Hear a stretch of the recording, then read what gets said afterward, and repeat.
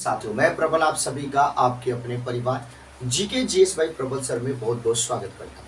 उम्मीद है कि आप सभी लोग बहुत अच्छे होंगे, शानदार होंगे, जबरदस्त तरीके से आप लोग अपनी पढ़ाई लिखाई कर रहे होंगे। हम लोग पॉलिटी की क्लास में मौलिक अधिकार पढ़ रहे थे और आज हमारे मौलिक अधिकार का लास्ट आपकी क्लास है। मौलिक अधिकार यानी फंडामेंटल राइट आज खत्म हो जाएगा। मौलिक अधिकार में हमें क्या समझना था, तो सभी साथी एक बार सेशन में जुड़ेंगे। सब लोग एक बार सेशन को लाइक करके शेयर कर देंगे। और देखिए, जीवन में आप एक्सक्यूज बनाना चाहते हो, आपको पढ़ने से मतलब होना चाहिए, आपको कंटेंट से मतलब होना चाहिए। यानी आप अभी तक केवल डिजिटल बोर्ड देखने आते थे, आप पढ़ने नहीं आते थे, इसका मतलब यही हुआ ना। बहुत सारे बच्चे बोल रहे हैं कि भैया मजा नहीं आ रहा है। अरे पागल, कंटेंट तो वही दे रहा हूँ जो पहले देता था, उसी एनर्जी से पढ़ा रहा हूँ, उतने ही दिल से पढ़ा रहा हूँ, बस मजबूरी है। लेकिन ये सब चीज़ भी ठीक होगा। मैं बार बार आप लोगों को बोलता हूँ, आने वाला समय अपना है, लेकिन आने वाले समय में चुनौती भी बहुत ही ज़्यादा है। उस चुनौती को दोनों मिलके पार करेंगे। तो चलिए, तो जैसा कि मैंने आपको बताया था कि धीरे धीरे आपकी सारी क्लासेस प्रॉपर तरीके से होने लगेंगी। तो अब पॉलिटी की क्लास में हम लोग मौलिक अधिकार के अंतिम चैप्टर को देखते हैं। तो मैं आपको पढ़ा क्या रहा था, मैं आपको पढ़ा रहा था रीट। मैं किसके बारे में पढ़ा रहा था? रीट के बारे में। तो आज हम लोग पूरे के पूरे इस लेक्चर में देखने वाले हैं रीट कितने प्रकार के होते हैं, रीट के कौन कौन से आपके क्षेत्र होते हैं, उन सभी चीजों को आज मैं आपको दिखाऊंगा। तो सबसे पहले मैंने आपको बताया था कि भाई दो अनुच्छेद है, आर्टिकल 32 उसके अंतर्गत सुप्रीम कोर्ट को, और फिर दूसरा अनुच्छेद आर्टिकल 226 उसके अंतर्गत हाई कोर्ट को। इन दोनों अनुच्छेदों के अंतर्गत आपके रीट जारी करने का अधिकार प्राप्त है। आप सब लोगों को मैंने पहली क्लास में बता दिया था कि अनुच्छेद 32 की बात करें, आर्टिकल 32 की बात करें, तो इसमें किसकी चर्चा करी गई है? तो इसमें आपके संवैधानिक उपचार के अधिकार की बात करी गई है। किसकी बात करी गई? संवैधानिक उपचार के अधिकार की बात करी गई है। संवैधानिक उपचार के अधिकार की बात करी गई है। और बाबा साहब भीमराव अंबेडकर ने इसी अनुच्छेद 32 को संविधान की हृदय और आत्मा कह के संबोधित किया था। अब उसी 32 के अंदर तो क्यों कहा था भाई? मान लीजिए कि आपको बहुत सारा मौलिक अधिकार दे दिया गया, लेकिन आपके मौलिक अधिकार का कहीं हनन हो या कोई आपके मौलिक अधिकार को कहीं ना कहीं डिस्ट्रॉय करने की कोशिश करे, आप किसके पास जाइएगा? राज्य के पास जाइएगा तो बोल देगा कोई दिक्कत की बात नहीं भाई। तो अब यहाँ पे दोनों कोर्ट को यह अधिकार दिया गया और सबसे ज्यादा अधिकार सुप्रीम कोर्ट को दिया गया। इसीलिए सुप्रीम कोर्ट को मौलिक अधिकार का संरक्षक और गारंटी देने वाला कहा जाता है। तो अब दो अनुच्छेद आपको यहाँ पे याद कर लेना है। एक आपकी याद कर लेना आर्टिकल 32 जिसके अंतर्गत सुप्रीम कोर्ट को आपके रिट जारी करने का अधिकार है, आर्टिकल 226 जिसके अंतर्गत हाई कोर्ट को जारी करने का अधिकार है। अब कितने प्रकार के रिट होते हैं? तो टोटल 5 प्रकार के होते हैं। बंदी प्रत्यक्षीकरण, उत्प्रेषण, परमादेश, चौथा आपके प्रतिषेध और पांचवा आपके अधिकार परीक्षा। टोटल कितने प्रकार के होते हैं भाई? तो टोटल आपके 5 प्रकार के रिट होते हैं। बंदी प्रत्यक्षीकरण, उत्प्रेषण, आपके परमादेश, उसके बाद प्रतिषेध और उसके बाद अधिकार परीक्षा। ये टोटल कितने आपके हो गए? ये 5। और पांचों याद होना चाहिए। कभी कभी आपके जो छोटे छोटे एग्जाम्स होते हैं उनमें ये सवाल पूछ देता है, निम्नलिखित में से दिए गए विकल्पों में से कौन आपके रीट नहीं है? तो रीट याद रखिएगा ध्यान से, खूब अभी भी याद कर लीजिए आप सभी लोग। और देखो, आप लोग बोलते हो ना कि दिखता नहीं है, क्यों? कैसे नहीं दिखेगा? आप चाहोगे दोनों काम करना तो नहीं मिलेगा। आप लोग क्या करते हो? मोबाइल को ऐसे कर लेते हो, कमेंट में भी देखते रहते हो कि कौन कौन कमेंट कर रहा है, कौन हेलो बहन हेलो भाई कर रही है। ये सब आप लोगों में पता नहीं कैसे हो गया कि आप लोग पूरे के पूरे एक दूसरे के रिलेटिव से बन गए हो आप लोग। तो ये नहीं, स्टूडेंट की प्रवृत्ति नहीं होती। स्टूडेंट को केवल पढ़ने से मतलब होता है, कंटेंट से मतलब होता है। लेकिन मैं जब कमेंट में देखता हूँ तो हमें दुख होता है, हमें लगता है ये सब क्या कर रहा है।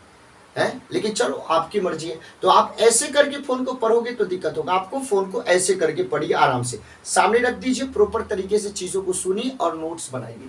तो यहाँ पे 5 प्रकार के आपके रीट है। कौन कौन से? तो रीट है बंदी प्रत्यक्षीकरण, उत्प्रेषण, परमादेश, प्रतिषेध, अधिकार परीक्षा। अब बात ये आता है, मैंने पहले भी आपको डिस्कस किया, लेकिन फिर से एक बार मैं आपको बताना चाहता हूँ। जो पहले से जानते होंगे वो भी ध्यान से सुनिएगा, नहीं सुनना है तो फिर आराम से आप किसी और जगह पे जा सकते हैं। तो मैंने आपको बताया कि भाई जो दोनों आपके न्यायालय हैं, उच्च न्यायालय और उच्चतम न्यायालय, इन दोनों को ये अधिकार प्राप्त है। तो क्या किसी और न्यायालय को ये अधिकार नहीं दिया जा सकता है? हमने बोला कि देखो, कहीं पे भी ऐसा संविधान में नहीं बताया गया है कि केवल और केवल इन्हीं को प्राप्त नहीं। संसद को लगे तो संसद किसी अन्य न्यायालय को भी इस प्रकार के रीट को जारी करने का अधिकार दे सकता है। यह अनुच्छेद 32 में स्पष्ट रूप से बताया गया है कि पार्लियामेंट को लगे, संसद को लगे, तो इस प्रकार की जो पांचों रीट है उसको जारी करने का अधिकार पार्लियामेंट किसी अदर कोर्ट को भी आपके दे सकता है। आपने बोला कि बिल्कुल सही बात है, लेकिन सबसे बड़ी बात है कि अभी तक ऐसा संसद ने कभी भी आदेश नहीं दिया है, और अभी तक यानी जब तक मैं आपकी क्लास ले रहा हूं तब तक सुप्रीम कोर्ट और हाई कोर्ट के अलावा किसी और ने किसी भी प्रकार के रीट को जारी नहीं किया है, यानी वो अधिकार संसद के द्वारा उन अन्य न्यायालयों को नहीं दिया गया है। लेकिन एक चीज मैं आपको बताना चाहता हूं कि ये जो अनुच्छेद 226 के तहत भारत के सारे हाई कोर्ट को जो अधिकार मिला है, पहले ये सारे हाई कोर्ट को अधिकार नहीं था। 1950 से पहले की जब हम बात करते हैं, 1950 से पहले की बात करते हैं, तो 1950 से पहले केवल और केवल 3 आपके हाई कोर्ट को, और तीनों के तीनों मेन जो आपकी प्रेसिडेंसी थी, कलकत्ता की बात करें, बंबई की बात करें, मद्रास की बात करें, इन्हीं तीनों आपके हाई कोर्ट को रीट जारी करने का अधिकार था। लेकिन अब अनुच्छेद 226 के अंतर्गत भारत के सभी हाई कोर्ट को यह अधिकार आपके प्रदत्त कर दिया गया है, यह अधिकार आपके प्रदान कर दिया, यह अधिकार आपके प्राप्त हो गया है। यानी अब सारे हाई कोर्ट, भारत के सभी हाई कोर्ट को आपके ये रीट जारी करने का अधिकार है। अब एक थोड़ा सा आपके मन में क्वेश्चन आएगा कि रीट जो कॉन्सेप्ट है हमने कहां से लिया। तो रीट कॉन्सेप्ट की जब हम बात करते हैं तो ये रीट कॉन्सेप्ट हमने कहां से, भाई अंग्रेजी कानून से हमने लिया है।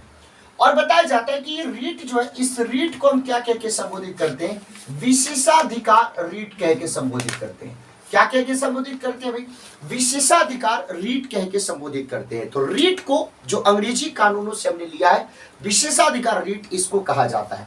अब देखो ये किसके द्वारा जारी किया जाता था, तो हम अभी ब्रिटिश आपके सिस्टम के बारे में बता रहे हैं कि राजा के द्वारा जारी किया जाता था, और इसे अब भी क्या बोलते हैं, न्याय का झरना कहा जाता है। बाद में चल के हाई कोर्ट ने इसको जारी करना प्रारंभ कर दिया, और अंग्रेजों के द्वारा ये रीट किसके लिए, तो ब्रिटिश लोगों के अधिकार और स्वतंत्रता को कायम रखने के लिए असाधारण आपके उपचार थी।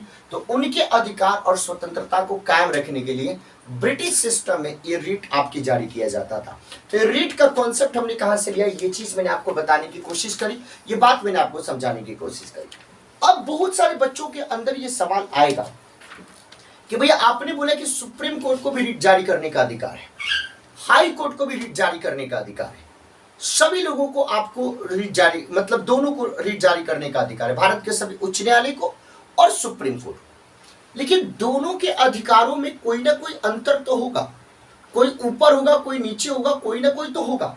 देखिए पहली बात कि सुप्रीम कोर्ट जो रीट आपके जारी करेगा वो केवल कौन से अधिकारों को लेके, वो केवल और केवल सुप्रीम कोर्ट फंडामेंटल राइट को लेके आपका रीट जारी कर सकता है। सुप्रीम कोर्ट केवल और केवल फंडामेंटल राइट को लेके आपके रीट जारी कर सकता है। देखिए केवल फंडामेंटल राइट को लेके, मौलिक अधिकार को लेके। लेकिन हाई कोर्ट की बात करें तो फंडामेंटल राइट के लिए भी रीट जारी कर सकता है, और जो अन्य जो आपके सामान्य कानून होते हैं उसके लिए भी रीट जारी कर सकता है।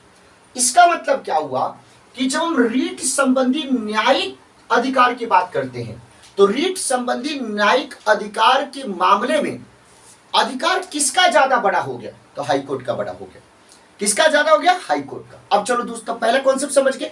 तो यानी जो रीट जारी करने संबंधी अधिकार या शक्ति की बात करें तो सुप्रीम कोर्ट रीट जारी कर सकता है किससे संबंधित, तो केवल आपके मौलिक अधिकार को लेकर। लेकिन हाई कोर्ट मौलिक अधिकार के साथ साथ आपके सामान्य कानून को लेकर भी आपके रीट जारी कर सकता है। दूसरा, सुप्रीम कोर्ट किसी जो रीट जारी करता है वो किसके विरुद्ध जारी कर सकता है, किसी एक व्यक्ति या गवर्नमेंट के विरुद्ध आपके जारी कर सकता है, किसी एक व्यक्ति या गवर्नमेंट के विरुद्ध आपके जारी कर सकता है। जबकि जब हम उच्च न्यायालय की बात करें तो उच्च न्यायालय अपने राज्य से संबंधित ही मौलिक अधिकारों से संबंधित रीट जारी कर सकता है, वो राज्य से बाहर दखल अंदाजी नहीं दे सकता है या पूरे भारत में नहीं जा सकता है। तो यानी यहाँ पे जब क्षेत्रीय न्याय क्षेत्र की बात करें तो यहाँ पे रीट जारी करने संबंधी क्षेत्रीय न्याय क्षेत्र जो है वो सुप्रीम कोर्ट का ज्यादा है और हाई कोर्ट का आपका क्या है, कम है। उसके बाद क्या है, अगर सुप्रीम कोर्ट में आप लेके गए अपने मौलिक अधिकार को, तो अगर सुप्रीम कोर्ट के पास अधिकार है रीट जारी करने का तो सुप्रीम कोर्ट इससे इनकार नहीं कर सकता है, इसको नकार नहीं सकता है। इसको इग्नोर नहीं कर सकता है, उसको जारी करना ही पड़ेगा। जबकि हाई कोर्ट के पास ऐसा कोई बाउंडेशन नहीं है।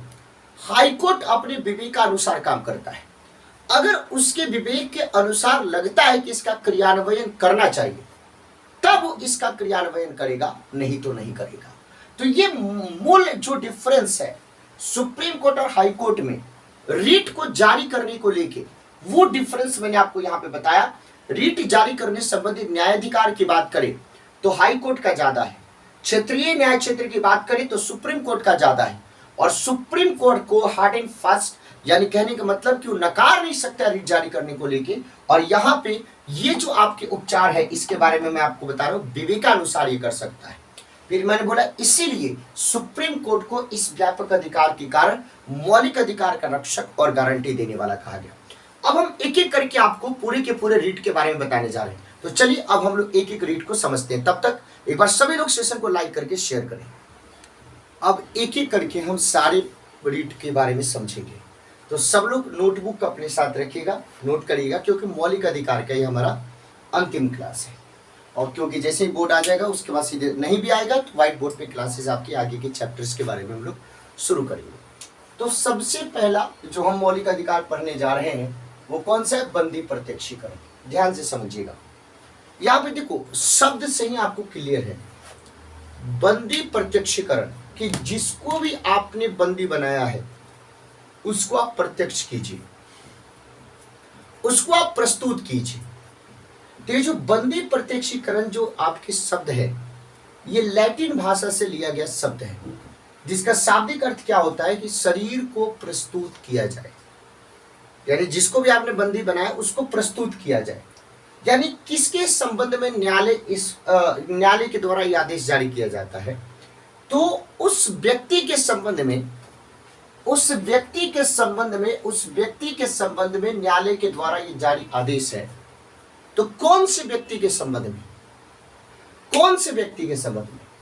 तो जिसे दूसरे द्वारा हिरासत में रखा गया है, पहली बात, उसे न्यायालय के समक्ष प्रस्तुत किया जाएगा। किसी ने उसको गिरफ्तार कर लिया है तो उसको न्यायालय के समक्ष आपको प्रस्तुत करना पड़ेगा। तो उस व्यक्ति के मौलिक अधिकार के हनन के संदर्भ में ये रीट जारी किया जाता है, जिसको बंदी प्रत्यक्षीकरण कहते हैं। अब मान लो कि उसको प्रस्तुत कर दिया गया, अब न्यायालय के समक्ष आपके प्रस्तुत कर दिया गया, मजिस्ट्रेट के सामने आपके प्रस्तुत कर दिया गया। अब कोर्ट क्या करेगा? उस मामले की जांच करेगा। कोर्ट उसको फिल करो। कोर्ट क्या करेगा? उसको उस मामले की जांच करेगा। जब कोर्ट उस मामले की जांच करेगा और जांच करने के बाद उसको अगर ऐसा लगा कि जो हिरासत में जिस व्यक्ति को हमने गिरफ्तार किया है, तो हिरासत में लिए गए व्यक्ति का मामला अवैध है, तो उस व्यक्ति को कोर्ट उसी समय क्या कर देगा? स्वतंत्र कर देगा, फ्री कर देगा हिरासत से। बोलेगा कि ठीक है अब जाइए, कोई दिक्कत की बात नहीं है। इसीलिए ये अधिकार आपको मिला हुआ है। अब इसका मतलब क्या है कि ये आपके किस प्रकार का अधिकार हो गया? तो अगर हम इस अधिकार की बात करें तो इस अधिकार के संदर्भ में आपका क्या हो गया? तो थोड़ा ध्यान दीजिएगा कि ये अधिकार आपके किसी व्यक्ति को जबरन हिरासत में रखने के विरुद्ध है। अगर आपने किसी को गिरफ्तार कर लिया है और वो बोल रहा है कि आपने हमें क्यों गिरफ्तार किया है, आप उसका कोई कारण नहीं बता रहे, उसके द्वारा या उसके वकील के द्वारा कोर्ट में आपके ये कर दिया गया, अपील कर दिया गया कि मेरे मौलिक अधिकार का हनन हो रहा है, यहाँ पे नहीं बता रहे, तो कोर्ट इस प्रकार के काम करेगा। तो आपने गिरफ्तार किया है तो ठीक है, तो उस व्यक्ति के संबंध में कोर्ट आपके उसी समय क्या करेगा? आदेश जारी करेगा कि आप न्यायालय के समक्ष प्रस्तुत कीजिए। न्यायालय उस मामले की जांच करेगा। अगर हिरासत में लिया गया व्यक्ति का जो मामला है वो अवैध पाया गया तो उस व्यक्ति को स्वतंत्र कर देगा। अब सवाल ये आता है कि बंदी प्रत्यक्षीकरण जो आपका रीट है वो किसके विरुद्ध आपके न्यायालय जारी कर सकता है? तो दोनों के खिलाफ आपके जारी कर सकता है। किसके भाई? चाहे वो सार्वजनिक प्राधिकरण हो, वो चाहे व्यक्तिगत आपके मामले हो, तो दोनों संदर्भ में ये आपके कोर्ट इस प्रकार के बंदी प्रत्यक्षीकरण को जारी कर सकता है। अब तो इसका मतलब हुआ कि सारे लोग पहुंच जाएंगे। जिसने रेप किया वो बोलेगा कि हमको भी गिरफ्तार कर लिएगा, हमको भी चेक कीजिए, तो भाई नहीं। तो कौन से संदर्भ में? तो ये रीट कब आपके जारी नहीं किया जा सकता है? कब जारी नहीं किया जा सकता है? अगर मान लीजिए कि हिरासत जो आपके लिया गया है वो कानून सम्मत लिया गया है और उस व्यक्ति को बताया गया कि इस कानून के तहत हम आपको गिरफ्तार कर रहे हैं, तब उस मामले में कोर्ट आपके बंदी प्रत्यक्षीकरण रीट जारी नहीं करेगा। कार्यवाही किसी विधानमंडल या किसी कोर्ट की अवमानना के तहत हुआ है, तब भी उस संदर्भ में रीट आपके बंदी प्रत्यक्षीकरण जारी नहीं होगा। कोर्ट के द्वारा हिरासत में लिया गया, तो भाई कोर्ट के द्वारा हिरासत में लिया गया तो इसका मतलब कि जग जाहिर है, तो उसमें भी बंदी प्रत्यक्षीकरण रीट जारी नहीं होगा। हिरासत कोर्ट के आपके न्यायिक क्षेत्र से बाहर हुई हो, तब भी आपके उसमें बंदी प्रत्यक्षीकरण रीट को जारी नहीं कर सकते हैं। तो ये बंदी प्रत्यक्षीकरण, तो आज के बाद से जब भी बंदी प्रत्यक्षीकरण रीट से संबंधित सवाल पूछे तो प्लीज इस बातों का आप ध्यान रखिएगा कि कहां से लिया गया है, तो लैटिन भाषा से लिया गया है। इसका शाब्दिक अर्थ क्या, शरीर को प्रस्तुत किया जाए और उस व्यक्ति के संबंध में कोर्ट के द्वारा ये आदेश जारी किया जाता है जिसे दूसरों के द्वारा हिरासत में रखा गया है और उसे न्यायालय के समक्ष प्रस्तुत किया जाए। जब न्यायालय के समक्ष प्रस्तुत किया जाएगा, न्यायालय उस मामले की जांच करेगा। अगर हिरासत में लिए गए व्यक्ति का मामला अवैध है तो उसको स्वतंत्र कर देगा। ये दोनों प्रकार के मामलों में दोनों प्रकार के मामलों के खिलाफ आपके बंदी प्रत्यक्षीकरण रीट जारी किया जा सकता है, सार्वजनिक प्राधिकरण या व्यक्तिगत, दोनों मामले में। ये क्या है, तो इस तरीके से बंदी प्रत्यक्षीकरण किसी व्यक्ति को जबरन हिरासत में रखने के विरुद्ध आपका यह अधिकार आपको प्रदान करता है। अब दूसरा आप देखिए, खूब अच्छे से समझिए। ये पहला तो आप समझ गए, अब दूसरा आप समझिए कि दूसरा हम आपको क्या समझाने वाले हैं। तो दूसरे को हमने क्या बोला, परमादेश। ये परमादेश का मतलब क्या हो गया, आपके शब्दावली से ही क्लियर होगा, स्पष्ट होगा। परम आदेश, इसका शाब्दिक अर्थ क्या होता है, हम आदेश देते हैं। तो आदेश देने का मतलब क्या है, आप आदेश किसके ऊपर देते हैं, किसको देते हैं, जिसके ऊपर आपका नियंत्रण होता है। सबको तो आदेश नहीं दे सकते हैं। तो यह एक तरीके का नियंत्रण है। और ये किस प्रकार का नियंत्रण है, तो ये कोर्ट के द्वारा, ये आदेश किसके द्वारा जारी किया जाता है, कोर्ट के द्वारा। और किसके लिए जारी किया जाता है, तो जो भी आपके सार्वजनिक अधिकारी होते हैं उनके लिए जारी किया जाता है। और क्यों जारी किया जाता है, ताकि उनके काम और उनके नकारने के संबंध में, यानी जो काम उन्होंने किया है या किसी काम के लिए उन्होंने मना कर दिया है, तो उसके बारे में पूछा जा सके। जैसे मान लीजिए कि उन्होंने कोई काम ऐसा कर दिया जिससे किसी व्यक्ति के मौलिक अधिकार का हनन हो गया, तो भाई कोर्ट उससे पूछेगा कि आपने ये काम क्यों किया। मान लीजिए कि कोई काम उन्होंने, जो सार्वजनिक अधिकारी था उसने मना कर दिया कि हम ये काम नहीं करेंगे और उसके चलते किसी व्यक्ति के मौलिक अधिकार का हनन हो गया, तो फिर कोर्ट वहां पे पूछेगा कि आपने मना क्यों किया, इस तरीके से। तो इसका मतलब क्या है, तो इसमें किसको किसको शामिल किया जा सकता है, इसमें किसी भी सार्वजनिक इकाई को शामिल किया जा सकता है, निगम को शामिल किया जा सकता है, जो अधीनस्थ आपके कोर्ट होते हैं उनको शामिल किया जा सकता है, जो आपका अथॉरिटी होता है उसको शामिल किया जा सकता है, या सरकार के खिलाफ समान उद्देश्य के लिए जारी किया जा सकता है। फिर से बात आती है कि जैसे कि आपने बंदी प्रत्यक्षीकरण में बताया कि इस संदर्भ में इसको जारी नहीं किया जा सकता है, उसी तरीके से परमादेश में भी तो कोई ना कोई ऐसा क्लोज होता होगा कि जब इसको जारी नहीं किया जाए तो किसके, तो निजी व्यक्ति या इकाई के विरुद्ध ये परमादेश नहीं होता है। निजी व्यक्ति, इसमें उसके खिलाफ नहीं, सार्वजनिक अधिकारी हो या सार्वजनिक इकाई हो, निगम हो, अधीनस्थ न्यायालय हो, प्राधिकरण हो या सरकार के खिलाफ जारी किया जा सकता है। ऐसा विभाग जो गैर संवैधानिक हो उसके खिलाफ भी इस रीट का प्रयोग नहीं कर सकते। जब कर्तव्य आपके विवेकानुसार हो और जरूरी नहीं है तब भी नहीं किया जा सकता है। आपके संविदात्मक जो आपके दायित्व हैं उसको लागू करने के विरुद्ध भी नहीं किया जा सकता है। जो आपके भारत के राष्ट्रपति हैं और अलग अलग राज्यों के राज्यपाल हैं उनके खिलाफ भी इस परमादेश को जारी नहीं किया जा सकता है। हाई कोर्ट के जो मुख्य न्यायाधीश हैं उनको न्यायिक क्षमता में अगर वो कार्यरत है तो उनके खिलाफ भी परमादेश को जारी नहीं किया जा सकता है। यानी अब ये दोनों बातें आपको क्लियर हो गई कि बंदी प्रत्यक्षीकरण कौन से मामले में जारी किया जाता है, कौन से मामले में जारी नहीं किया जाता है। तो अगर आपको ये दोनों बातें समझ में आ गई होगी, नोट आपने कर लिया होगा, तो एक बार सेशन को लाइक करके शेयर कीजिए। जिन्होंने चैनल को सब्सक्राइब नहीं किया तो भरपूर मात्रा में सब्सक्राइब कीजिए, आपस में बातचीत मत कीजिए। अब हम आगे के रीट को देखते हैं। चलिए अब बाकी के रीटों को समझते हैं और अब आपका जो टॉपिक है वो कंप्लीट हो जाएगा। आप सभी लोग एक बार अपनी कॉपी में अच्छे तरीके से इसको नोट कर देना। तो अभी हमने दो जो है रीट हमने देख लिया, कौन कौन सा, तो एक हमने देख लिया बंदी प्रत्यक्षीकरण और दूसरे हमने देख लिया परमादेश। अब तीसरा समझो, खूब अच्छे से समझिएगा। तीसरा समझिए आप लोग प्रतिषेध। सबसे पहले आपको समझना है कि प्रतिषेध का अर्थ क्या होता है। तो प्रतिषेध का शाब्दिक अर्थ होता है रोकना। ये किसके द्वारा जारी किया जाता है? तो उच्च न्यायालय के द्वारा अपने अधीनस्थ न्यायालय के या ट्रिब्यूनल यानी अधिकरण को अपने न्याय क्षेत्र से उच्च न्यायिक कार्यों को करने से रोकने के लिए जारी किया जा सकता है। यानी सबसे मेन जो पॉइंट है वो यही है कि मान लीजिए कि है आप एक्साइज इंस्पेक्टर और आपने काम कर दिया सेंट्रल एक्साइज कमिश्नर का, तो भाई ऐसे तो जिसको जो मन करे कर देगा।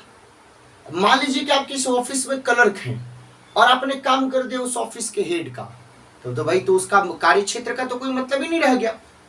आपको जिस कार्य के लिए नियुक्त किया गया है, जो अधिकार दिया गया है, जो दायित्व दिया गया, उसको आपको निभाना है ना अच्छे तरीके से, कि बढ़ चढ़ के आप सब भी करने लगिएगा।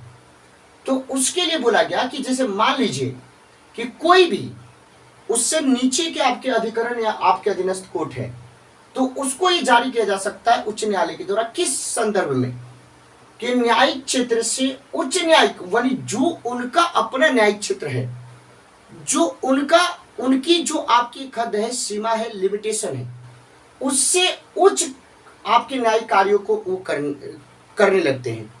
उससे बचाव के लिए, उसको रोकने के लिए इस प्रकार के रीट को जारी किया जाता है। तो प्रतिषेध रीट में कुछ भी आपको नहीं समझना है, बिल्कुल सीधा सा मतलब है कि इसका मतलब सीधे तौर पे रोकना, कि भाई जो भी अधिकारी अधीनस्थ या जो भी अधिकरण या कोर्ट, अधिकरण या कोर्ट जो अधीनस्थ है, वो अपने से अपने न्याय क्षेत्र से उच्च न्यायिक कार्यों को कर रहा है, तो उसको रोकने के लिए इस प्रकार के रीट को जारी किया जाता है। अब दो बातों को देखिएगा। आपने बोले कि भाई परमादेश में भी तो ठीक ऐसा ही कुछ है कि आदेश दिया जाता है, और प्रतिषेध में भी। तो देखो परमादेश और प्रतिषेध में अंतर क्या है कि परमादेश आपके सीधे सक्रिय हो जाता है, जबकि प्रतिषेध आपके सीधे सक्रिय नहीं होता है। ये मूल आपके अंदर है। अब आपके अंदर क्वेश्चन आएगा कि ये जो रीट है यानी प्रतिषेध रीट, वो किसको जारी किया जा सकता है? तो ये रीट सिर्फ न्यायिक और अर्ध न्यायिक जो आपके प्राधिकरण है उसके खिलाफ आपके जारी किए जा सकते हैं। किसके खिलाफ है? तो यह रीट सिर्फ आपके न्यायिक और जो अर्ध न्यायिक जो आपके प्राधिकरण है उसके खिलाफ जारी किया जा सकता है। किसके खिलाफ जारी नहीं किया जा सकता? तो प्रशासनिक अधिकरण के खिलाफ जारी नहीं किया जा सकता है, विधायी निकायों के खिलाफ जारी नहीं किया जा सकता है, निजी व्यक्ति के खिलाफ जारी नहीं किया जा सकता है, या निजी निकायों के खिलाफ ये जारी नहीं किया जा सकता है। तो इन सभी के लिए उपलब्ध नहीं है। केवल आप न्यायिक और अर्ध न्यायिक प्राधिकरणों के विरुद्ध इसको क्या कर सकते हैं? जारी। और इसका मूल जो आपका शब्द होता है, शाब्दिक अर्थ होता है, वो क्या होता है? रोकना। अब चलो भाई, अब हम चौथे आपके मौलिक अधिकार की बात करते हैं, जिसको हम लोग क्या बोलते हैं? उत्प्रेषण कहते हैं। अब उत्प्रेषण का अर्थ क्या होता है? तो उत्प्रेषण का अर्थ होता है प्रमाणित होना या सूचना देना। अब देखो भाई, किस प्रकार से प्रमाणित होना, ये सूचना देना, इसका मतलब क्या है? तो फिर से आपके उच्च न्यायालय के द्वारा अपने अधीनस्थ न्यायालय को या अधीनस्थ अधिकरण को लंबित मामलों के स्थानांतरण को सीधे या पत्र द्वारा जारी कर किया जाता है। न्यायिक क्षेत्र या अर्धन्यायिक क्षेत्र की कमी या कानून की खराबी के आधार पर इसको जारी किया जा सकता है।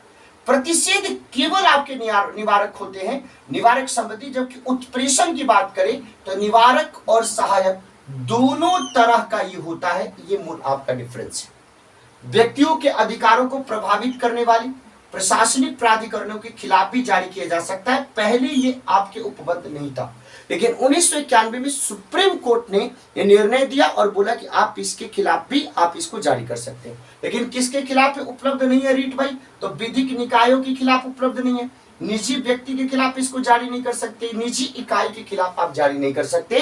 तो उत्प्रेषण का मतलब क्या होता है? प्रमाणित हो देना या सूचना देना। अब देखो कौन सा आ जाता है? पांचवा और अंतिम रीट आ जाता है आपका, उसका क्या बोलते हैं भाई? अधिकार परीक्षा। अधिकार परीक्षा का मतलब क्या होता है? किसी प्राधिकृत या वारंट के द्वारा, किसी प्राधिकृत या वारंट के द्वारा इसको जारी किया जा सकता है। तो इसे क्या किया जाता है? कोर्ट के द्वारा किसी व्यक्ति के द्वारा, कोर्ट के द्वारा किसी व्यक्ति के द्वारा सार्वजनिक कार्यालय में अपने दावे की जांच के लिए, जो भी आपने दावा किया है उस दावे की जांच के लिए कोर्ट के द्वारा क्या किया जाता है? इस रीट को जारी किया जा सकता है। यानी इसका मतलब क्या है कि किसी व्यक्ति के द्वारा लोक कार्यालय के अवैध आपके जो अनाधिकरण ग्रहण करने को क्या करता है, रोकता है। कि जैसे मान लीजिए कि किसी ने अवैध अनाधिकरण कर लिया है और आपको पता है लेकिन आप कुछ नहीं कर सकते हो, तो भाई सीधे तौर पर बोलोगे कि आपके अवैध अनाधिकरण करने से किसी न किसी के मौलिक अधिकार का हनन हुआ है, तो सीधे तौर पे सुप्रीम कोर्ट की शरण में, हाई कोर्ट की शरण में जाएगा और वहां से अधिकार परीक्षा रीट जारी करके यहां से चेक होना शुरू हो जाएगा। तो रीट को पूरक सार्वजनिक कार्यालयों के मामले में तब जारी किया जा सकता है जब उसका निर्माण क्या हो, संवैधानिक। गैर संवैधानिक हो तब तो कोई मतलब ही नहीं। गैर संवैधानिक है तो उसको जो मन करेगा, वो अपना है, उसका खुद का वो मालिक है, उसमें कोर्ट का क्या इंटरफेरेंस है। लेकिन एक चीज समझिएगा कि मंत्रित्व कार्यालय से संबंधित और निजी कार्यालय से संबंधित में इसमें इस रीट को नहीं किया जा सकता। जो पहले के हमने चारों रीट बताए, जैसे बंदी प्रत्यक्षीकरण बताया, परमादेश बताया, प्रतिषेध बताया, उत्प्रेषण बताया, इसमें जो आपके रीट जारी किया जा सकता है वो रीट पीड़ित व्यक्ति के द्वारा जारी किया जाता है। जबकि ये जो अधिकार परीक्षा है वो किसी भी इच्छुक आपके व्यक्ति के द्वारा इसको क्या किया जा सकता है, आपकी अपील किया जा सकता है और उसके द्वारा यहां पे अधिकार परीक्षा का कॉन्सेप्ट आता है। तो ये 5 प्रकार के आपके रीट थे जिसको मैंने आपको समझाया।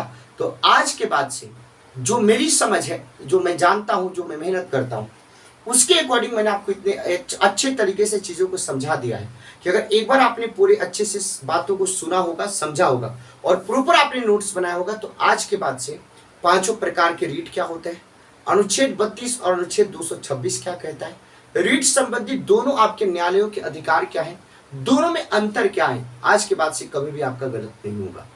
फिर भी अगर किसी प्रकार की कोई आपको दिक्कत हो, फिर भी किसी तरीके की कोई समस्या या डाउट हो, तो बिल्कुल आप परेशान मत होइए। आप इंस्टाग्राम पे, टेलीग्राम पे आप हमसे ऑफलाइन कमेंट करके बिल्कुल पूछ सकते हैं। तो आप लोग मन लगा के पढ़िए और शानदार तरीके से पढ़िए। आपको ये सेशन कैसा लगा आप जरूर बताइएगा। बहुत बहुत धन्यवाद। Thank you so much. जय हिंद साथियों।